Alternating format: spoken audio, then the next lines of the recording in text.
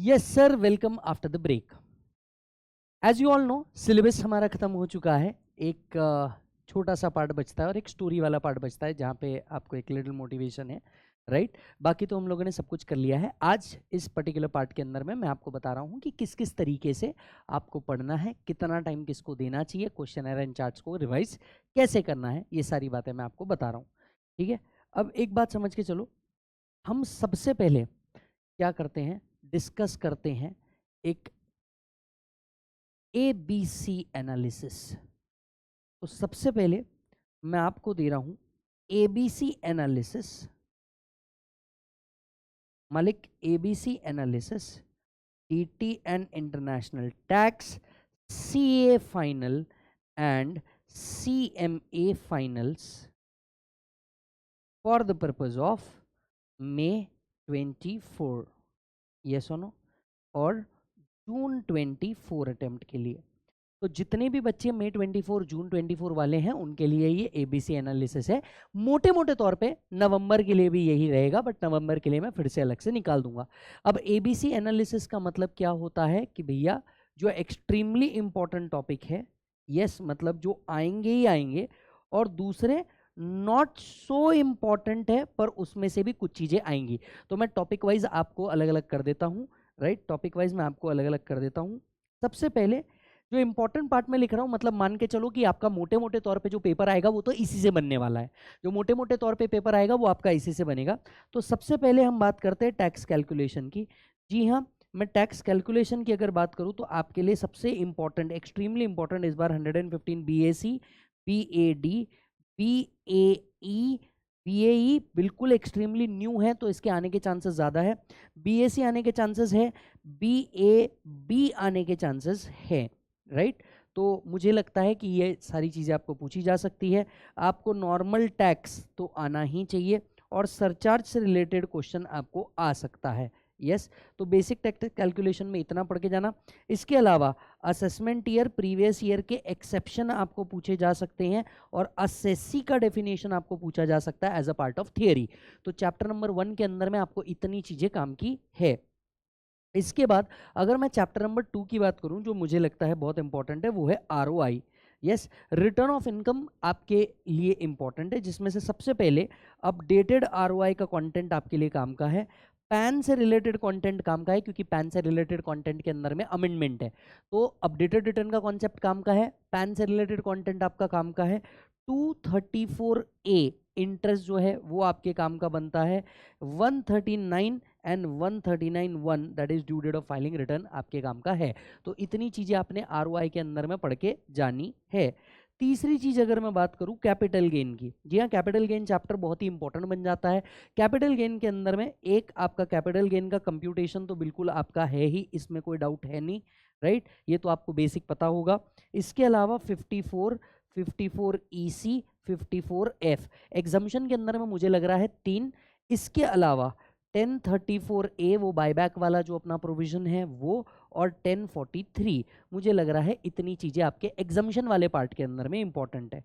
इसके बाद अगर मैं बात करूं स्पेशल ट्रांजैक्शंस की, वो नहीं आते special transaction in capital gain, conversion of capital asset into stock in trade. तो पहला मेरे को लगता है conversion of capital asset into stock in trade वाला प्रोविजन आपको 45(2) के ऊपर क्वेश्चन आ सकता है। 45(4 + 9B वो आपका डिसोल्यूशन वाला जो कंसेप्ट है, इसके ऊपर आपको क्वेश्चन आ सकता है। 50B that is slump sale वाले कंटेंट के ऊपर आपको क्वेश्चन आ सकता है, राइट। स्लम सेल वाला जो कंटेंट है उसके ऊपर आपको क्वेश्चन आ सकता है। 50C एंड 50AA मतलब वो आपका फुल वैल्यू ऑफ कंसिडरेशन कैसे डिटरमाइन करते, वो हर क्वेश्चन में एडजस्टमेंट रहता ही रहता है।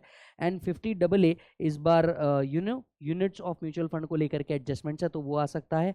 51 फॉर फीचर ऑफ एडवांस को लेकर के पॉइंट है, तो वो आपको आ सकता है। तो मतलब कैपिटल गेन में मुझे लगता है मोटे मोटे तौर पे इतना ट्रांजैक्शन आपको पूछा जा सकता है, यस, इतना ट्रांजैक्शन आपको पूछा जा सकता है। कैपिटल गेन के बाद आपका नेक्स्ट चैप्टर बनता है भाई साहब पीजीबीपी।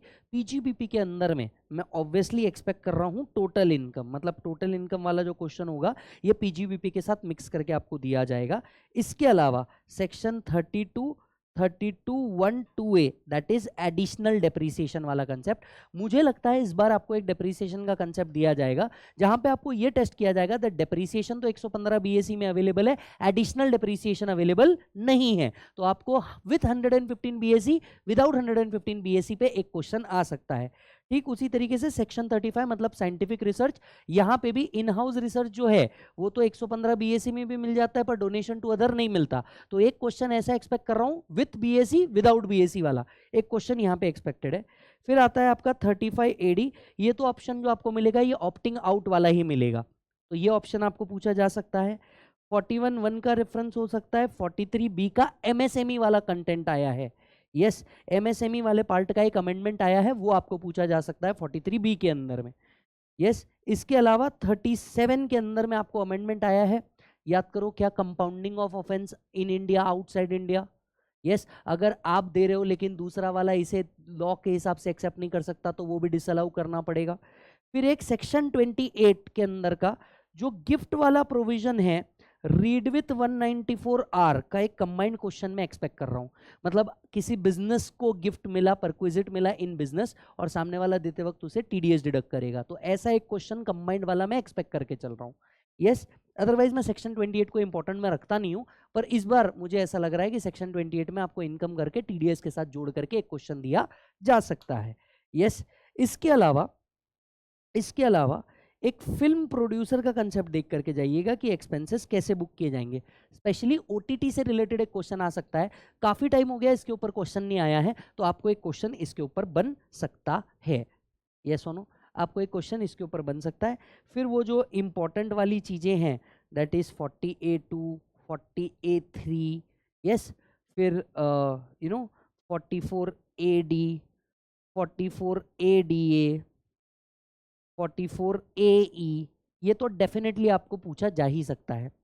100% एक क्वेश्चन आपको टैक्स ऑडिट पे देखने को मिलेगा। टैक्स ऑडिट के बेसिस पे अमेंडमेंट हुआ है, जो अमेंडमेंट 44AD ADA के अंदर में हुआ है, सिमिलर अमेंडमेंट आपको टैक्स ऑडिट में हुआ है। याद रखना हमने टैक्स ऑडिट चैप्टर भी पढ़ा है, उसमें वर्ड टू वर्ड सिंथेसाइज करके लिखा हुआ है कब ऑडिट आएगा कब ऑडिट नहीं आएगा, तो वो वाला कंटेंट आपने एक बार पढ़ के चल जाना, आपका काम हो जाएगा, यस। इसके अलावा मैं बात करूं चैरिटेबल ट्रस्ट की, यस। चैरिटेबल ट्रस्ट एक ऐसा पॉइंट है जो आपको आता ही आता है। इसमें सबसे पहली चीज आपको अनोनिमस डोनेशन के बारे में पता करना है, यस। एक दूसरा आपको एग्जिट टैक्स 115 टीडी वाला जो प्रोविजन है आपको एग्जिट टैक्स पता करना है। रजिस्ट्रेशन वाले पॉइंट से रिलेटेड आपको क्वेश्चन आ सकता है, तो रजिस्ट्रेशन वाले पॉइंट पे देख लेना।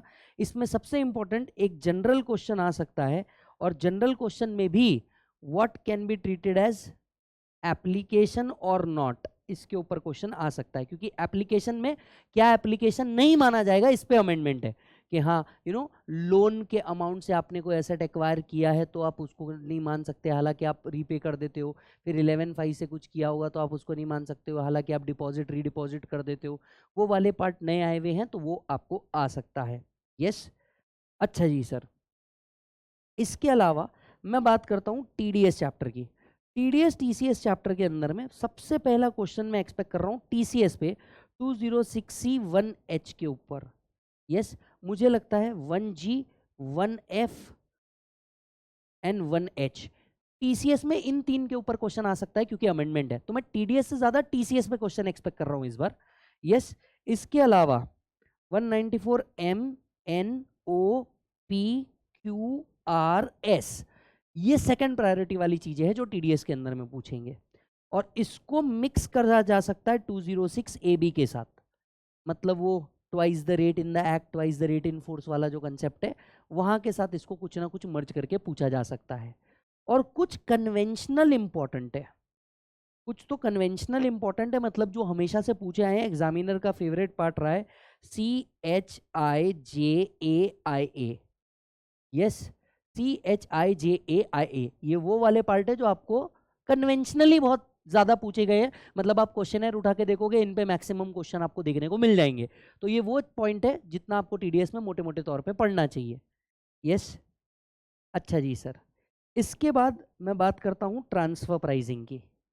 ट्रांसफर प्राइसिंग के अंदर में सबसे पहले आपको एसोसिएटेड एंटरप्राइजेस का कंसेप्ट पढ़ना चाहिए, उसके बाद में टीपीओ वाला कंसेप्ट पढ़ना चाहिए, उसके बाद में एडवांस प्राइसिंग अग्रीमेंट में आपको रोल बैक वाला प्रोविजन पढ़ना चाहिए। फिर टीपी के अंदर में आपको सेकेंडरी एडजस्टमेंट्स आनी चाहिए। यस, टीपी के अंदर में आपको सेकेंडरी एडजस्टमेंट्स आनी चाहिए। सेकेंडरी एडजस्टमेंट के ऊपर 94 बी 30% ऑफ EBITDA पूछा जा सकता है, 94A NJA पूछा जा सकता है। टीपी से रिलेटेड इतनी चीजें पूछी जा सकती है। यस, इसके बाद में मैं एनआर टैक्सेशन के अंदर में क्या एक्सपेक्ट कर रहा हूं? एनआर टैक्सेशन के अंदर में मैं या तो पहला शिपिंग या तो एयरक्राफ्ट के ऊपर एक क्वेश्चन एक्सपेक्ट कर रहा हूं।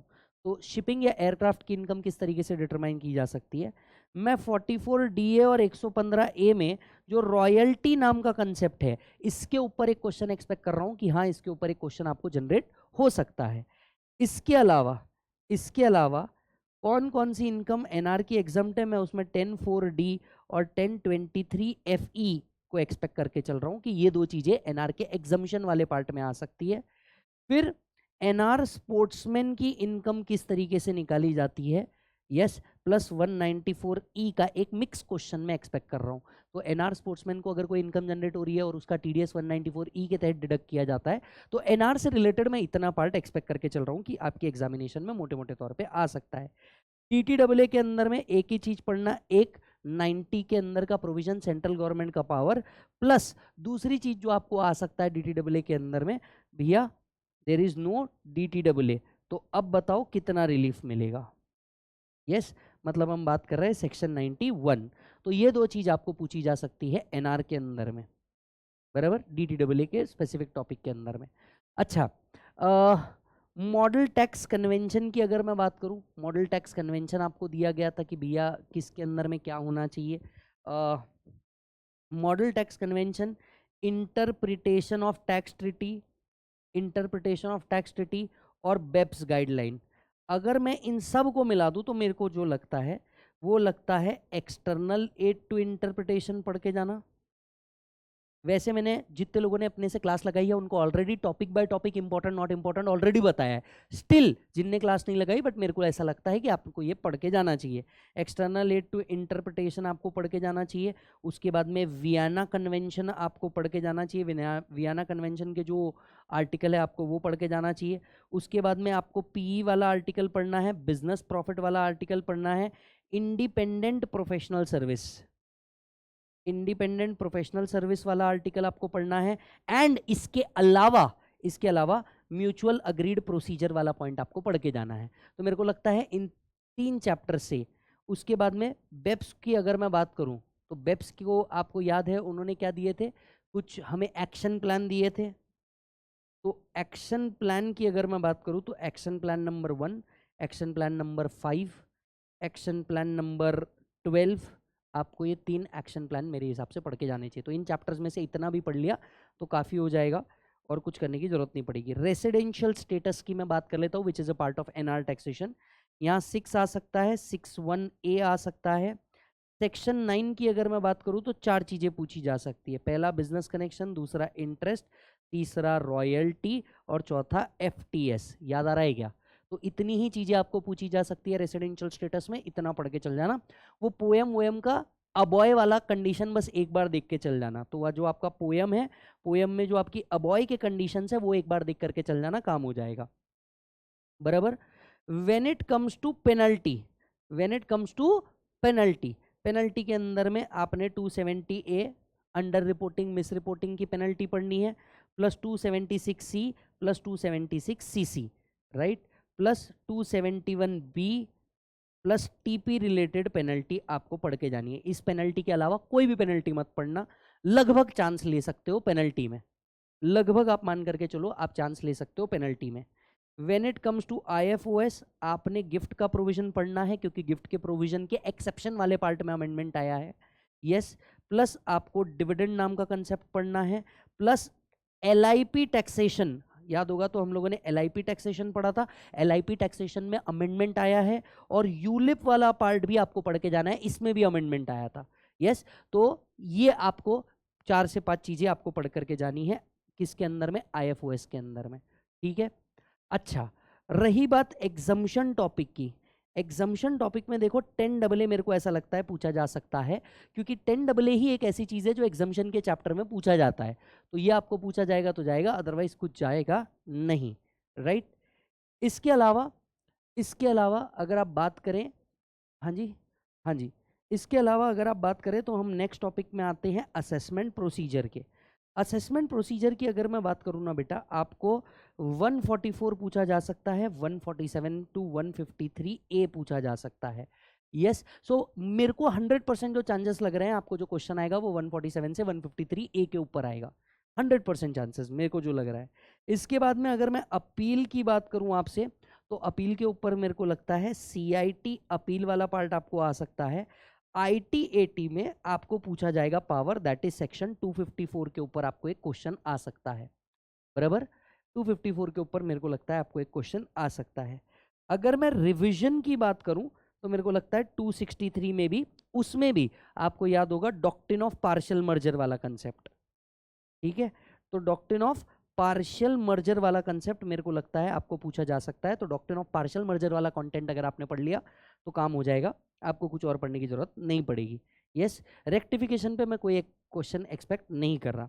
फिर आता है आपका assessment of various entities, assessment of various entities. अब इसके अंदर में आपको बहुत सारी चीजें आती है, मुझे लगता है सबसे पहला जो आपको क्वेश्चन आ सकता है वो आ सकता है बिजनेस ट्रस्ट पे। बहुत साल हो गए आपको बिजनेस ट्रस्ट पे क्वेश्चन नहीं आया है और इन्वेस्टमेंट फंड पे क्वेश्चन नहीं आया है, तो बिजनेस ट्रस्ट या इन्वेस्टमेंट फंड पे मैं एक इंडिपेंडेंट 8 मार्क का क्वेश्चन एक्सपेक्ट करके चल रहा हूँ। ऑलरेडी अपन ने किया हुआ है, चैप्टर बहुत ईजी है, आप देख लेना, ठीक है। मुझे नहीं लगता HUF AOP BOI फर्म के ऊपर कोई क्वेश्चन आ सकता है, पॉलिटिकल पार्टी के ऊपर क्वेश्चन आ सकता है, आ भी गया तो बहुत ईजी है, तुम ऐसे ही कर लोगे, ठीक है। हाँ, डिस्प्यूट रिजोल्यूशन, डिस्प्यूट रिजोल्यूशन आपको याद होगा 245M का एक सेक्शन हम लोगों ने पढ़ा हुआ था, राइट। तो dispute resolution is the newest thing जो आपको पूछी जा सकती है, तो बहुत इजी चैप्टर है, एक बार देख करके चल जाना, डिस्प्यूट रिजोल्यूशन के ऊपर आपको क्वेश्चन आ सकता है, राइट। इसके बाद में 2 से 3 क्वेश्चन सॉल्व करके जाना, interest under 234B and C। Yes, ये भले ही 4 मार्क को आएगा लेकिन आता जरूर है और बहुत इजी है, तो 234B और C वाला इंटरेस्ट का कंटेंट देख करके जाना, आपका मटेरियल पार्ट ओवर हो जाएगा, ठीक है। अच्छा, जब तक के डिडक्शंस की अगर मैं बात करूं, जिसमें मेरे को लगता है डिडक्शंस के ऊपर इंडिपेंडेंट क्वेश्चन पूछा जा सकता है, 80CCH अग्निवीर अग्निपथ स्कीम, इसके ऊपर क्वेश्चन आ सकता है। इसके बाद में 80CCD, क्योंकि यहाँ तो आपके नॉलेज को टेस्ट किया ही जाता है। इसके बाद में 80JJAA जो आपका न्यू एम्प्लॉयमेंट 30% डिडक्शन वाला पार्ट था, यस। इसके बाद में 80G 80D 80C, ये 3 फेवरेट और, बराबर। तो इनके ऊपर आपको क्वेश्चन आ सकते हैं। तो डिडक्शन की अगर मैं पॉइंट ऑफ व्यू से बात करूं तो इतने डिडक्शन तो आपको बिल्कुल पढ़ के ही जाने हैं, यस, इतने डिडक्शन आपके एग्जाम पॉइंट ऑफ व्यू से काम के हैं। अच्छा जी सर, अब अगर मैं आता हूं कुछ नॉट इम्पॉर्टेंट टॉपिक में से भी आपको कुछ बताना चाहूं, ठीक है, नॉट सो इम्पॉर्टेंट बट क्या क्या आ सकता है। सबसे पहला चैप्टर बनता है एग्री। देखो आप मोटे मोटे तौर पे इतना भी करके चल जाओगे ना तो हो जाएगा, क्योंकि एग्जाम में आपको सिलेक्टिव स्टडी करना पड़ेगा। तो एग्रीकल्चर जो टॉपिक है आपका, एग्रीकल्चर टॉपिक के अंदर में आप कंपोजिट इनकम देख लेना, यस, मतलब वो टी कॉफी रबर का परसेंटेज वाला पॉइंट, यस, और अदर कंपोजिट इनकम जो निकलता है वो, प्लस साथ साथ में method of aggregation, method of aggregation. तो एग्रीकल्चर में सिर्फ 2 पार्ट पढ़ लोगे तो काफ़ी हो जाएगा, ठीक है। इसके अलावा मैं बात कर सकता हूँ क्लबिंग की, तो क्लबिंग में आप सेक्शन 60 पढ़ लेना, transfer of income without transfer of asset. फिर 64(1)A माइनर का कॉन्सेप्ट पढ़ लेना, और इसके अलावा क्रॉस ट्रांसफर वाला प्रोविजन पढ़ना है, और इसके अलावा गिफ्ट वाला प्रोविजन पढ़ना है। हस्बैंड वाइफ को गिफ्ट देता है तो प्रोपोर्शनेट अमाउंट जो टैक्स की जाती है, ये 4 कंसेप्ट आपने क्लबिंग में पढ़ लिया, आपका काम हो जाना है। देखिए सेट ऑफ आपको आता है, लेकिन सेट ऑफ में एक जो यूनिक चीज पढ़नी है वो मेरे को लगता है सेक्शन 79। सेक्शन 79 प्राइवेट कंपनी को सेट ऑफ कब अलाउड है, यस, तो वो आपने पढ़ के जाना है, वो आपने क्या करना है, पढ़ के जाना है। इसके अलावा पता नहीं क्यों पर दिल इस बार कह रहा है टैक्सेशन ऑफ बायबैक पे क्वेश्चन आ सकता है, बहुत वियर्ड है। यस, अमलगमेशन, डीमर्जर और बायबैक की अगर मैं बात करूं तो बायबैक पे क्वेश्चन पूछ सकता है, वो आपको यहाँ पे कैपिटल गेन एंड एग्जम्प्ट दोनों क्राइटेरिया पे डिसाइड कर सकता है इसके लिए, यस और नो। तो यहाँ मेरे को लग रहा है कि हाँ चलो कुछ चीज़ें आ सकती है। अगर मैं बात करूं एडवांस टैक्स की, तो एडवांस टैक्स के अंदर में आपको सबसे पहले जो आ सकता है वो है ड्यू डेट वाला कंटेंट, और इसके बाद आपको आ सकता है capital gain and casual income के केस में एडवांस टैक्स का क्या किया जाएगा। वो नहीं, ड्यू डेट के बाद जब भी अराइज हो तो उसके नेक्स्ट ड्यू डेट पे कर देना, कोई भी डेट ना मिले तो 31 मार्च। तो वो वाला कंटेंट मुझे ऐसा लगता है आपको पूछा जा सकता है।